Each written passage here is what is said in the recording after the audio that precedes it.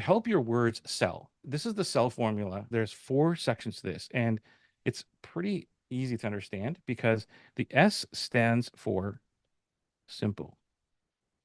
Make it very simple and easy to understand. Oops, I'm not showing my iPad.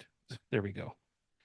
The first E is emotional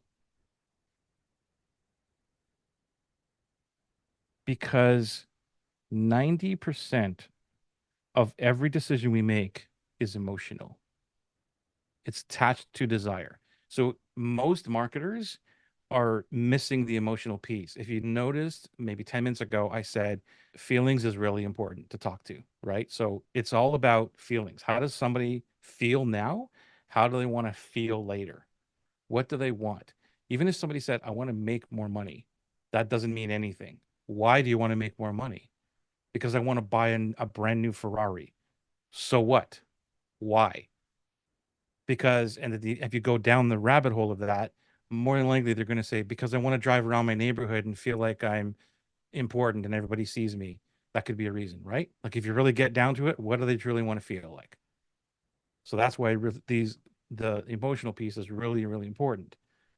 The first L is link. It links to desire. And again, this is a lot of things that people miss because they don't tap into the desire.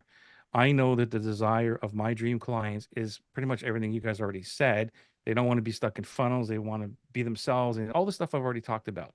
I know that that's their desire. So I link my words and what I'm saying to the desire, not to the product or anything else.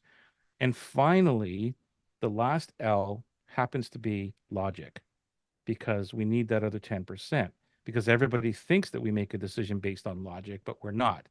But it connects to the emotional piece. So if it doesn't logically make sense to them, they're not going to choose. But all of the other pieces, all of these ones, simple and emotional and desire, are the keys to making this actually work for you.